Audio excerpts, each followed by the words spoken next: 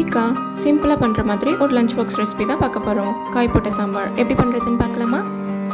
20 நிமிஷம் போல் ஊற வச்சுருந்த பாசிப்பருப்பு, 6 பல் பூண்டு, 1/2 டீஸ்பூன் மஞ்சள் தூள், 1 டீஸ்பூன் ஜீரகம், 5 விசில் விட்டு எடுத்து கடைஞ்சி எடுத்து ஓரமாக வச்சுக்கலாம்.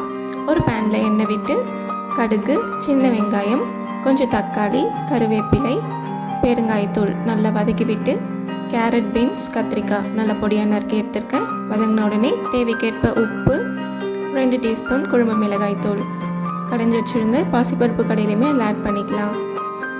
ஒரு கொதி வந்த உடனே கொஞ்சம் புளி தண்ணி ஆட் பண்ணி ஒரு 10 நிமிஷம் போல் விட்டு முருங்கைக்காய், மாங்காய் கொஞ்சம் ஆட் பண்ணிக்கலாம்.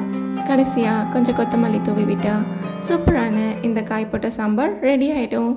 கண்டிப்பாக நீங்களும் ஒரு வாட்டி ட்ரை பண்ணி பாருங்கள். இது போல் வீடியோஸ் பார்க்குறேன்னா என்னுடைய சேனலை சப்ஸ்கிரைப் பண்ணிக்கோங்க. தேங்க்யூ, பாய்.